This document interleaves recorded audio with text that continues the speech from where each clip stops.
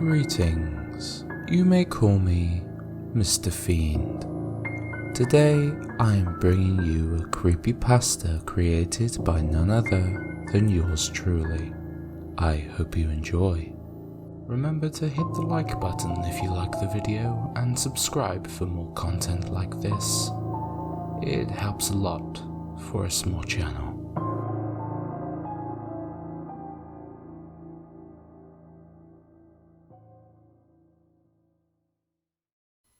I'll never forget that face by Mr. Fiend.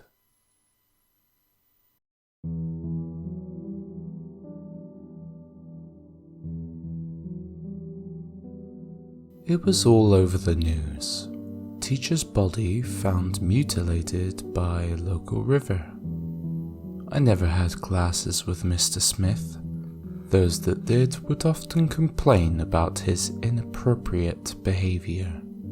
Mr. Smith was a special case of asshole, but no one deserves to be murdered, let alone mutilated.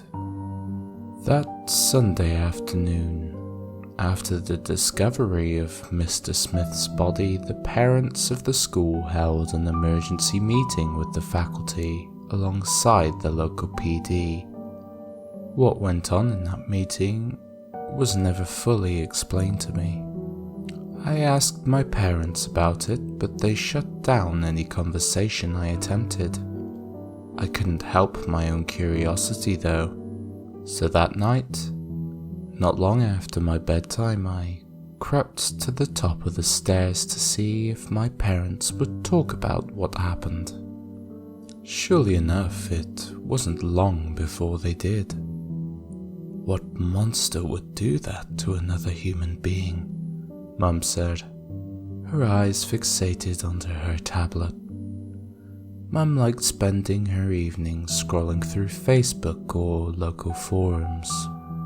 Human beings are monsters. Surely you've gathered that by now. You watch enough of those murder documentaries, Dad said, flicking through the TV.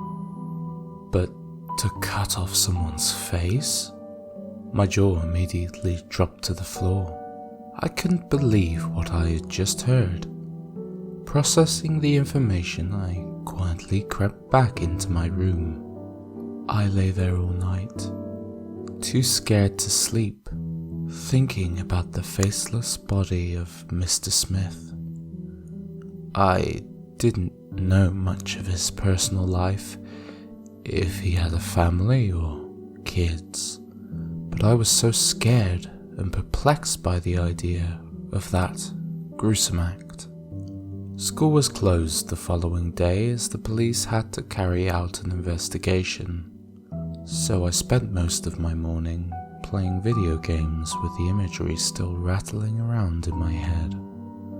Unable to concentrate, I decided to get properly dressed and made my way downstairs to ask Mum if I could head out. Back at 5, no questions, and stay within the local neighbourhood, Mum demanded. I wasn't one to question the demands of Mother, and to be honest, I doubted I would even be allowed. I was heading out to call on my friends Daniel and Roy. We went to the same school and would often hang out at any opportunity. First I went to call for Daniel as he was closest to me, and funnily enough was already on his way to call for me. We didn't really talk too much. I think we were savouring the conversation for when we met up with Roy. When we knocked for Roy, his mum took a little more persuading. But after Roy stating it would help him process the news, Roy's ever-reluctant mother let him out.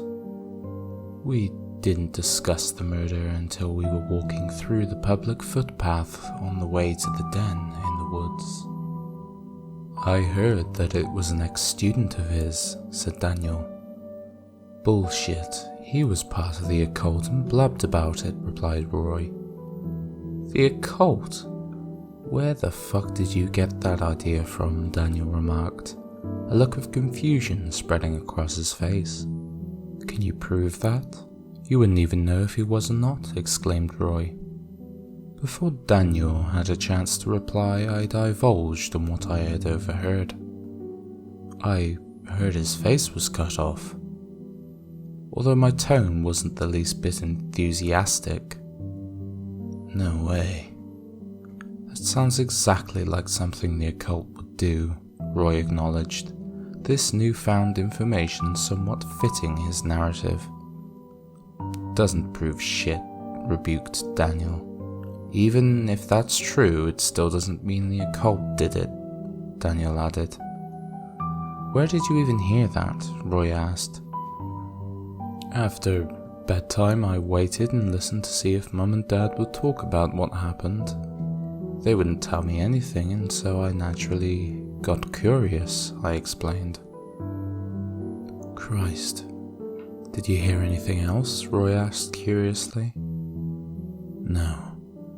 After I heard that, I went back to bed. The thought of something like that happening to a teacher, it's so fucked up. Daniel, Roy and I marched towards the den, talking more and theorizing our ideas. Once we were at the den, the conversation didn't change. Roy even proposed we try to investigate ourselves, but that idea was quickly shut down by myself and Daniel. I was already freaked out, and the more we talked about it, the worse I felt. Time seemed to fly past as Roy paced around with a stick, hitting any leaves in his sight and coming up with his best theories. His dad was an officer, and so I think he liked the idea of doing his own detective work like his dad. Daniel and I sat quietly underneath the makeshift shelter we called our den, whilst being talked at by Roy for what seemed hours. In fact, it must have been hours, as the sun had already begun to set. I need to head back. With all this crap going on, I don't want to worry my parents anymore. You know what Mum's like, explains Daniel. Yeah, me too. I'm starting to get cold anyways, I reply. Roy clicks his fingers and looks up, but his face freezes as words hesitate to come out of his mouth. A look of concern begins to grow across his face, and he slowly begins to squat down, saying, Dude, I just saw someone watching me. Don't fucking play games, Daniel snarled. I'm not. There was someone standing there looking at me, Roy hissed. The den was situated between a couple of tall trees, although the den itself was no taller than my chest. Daniel and I were sitting inside the den. The den was made up of numerous sticks and leaves, and so it was impossible to see behind us without exposing ourselves. Slowly and carefully, after a few seconds of silence, all three of us began to inch out of the trees and look around for the mysterious figure.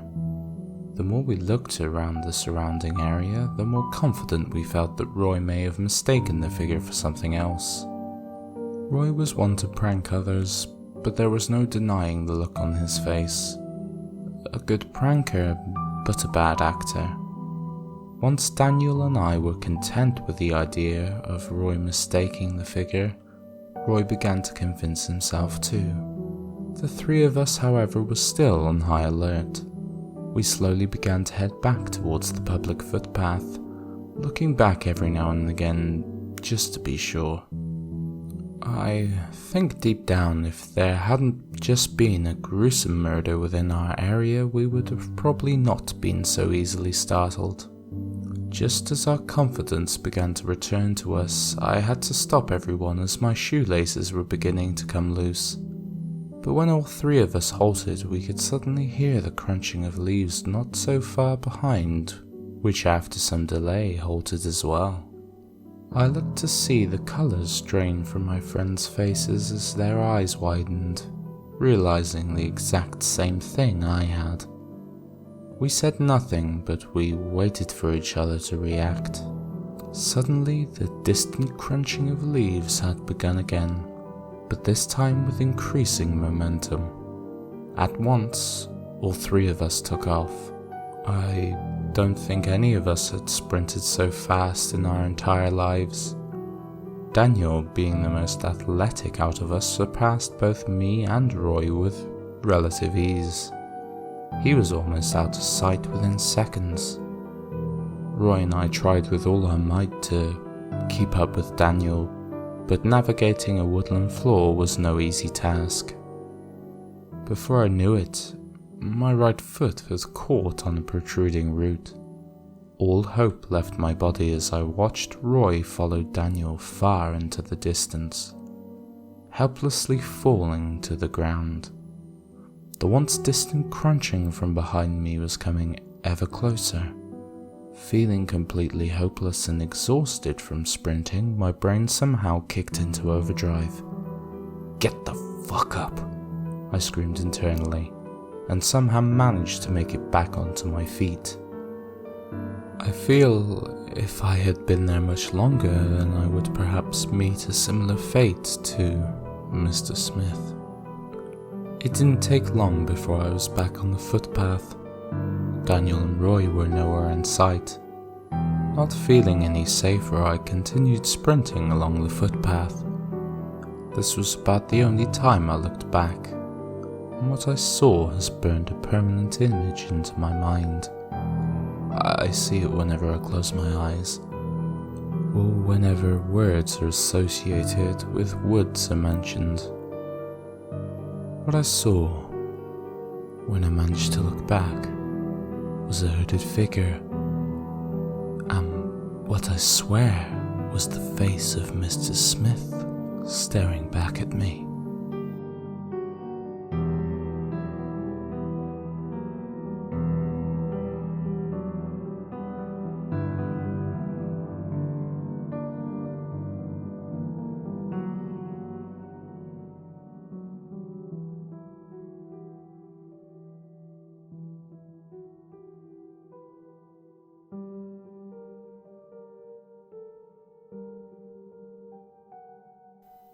I hope you enjoyed this creepypasta. I certainly enjoyed writing it and narrating it for you.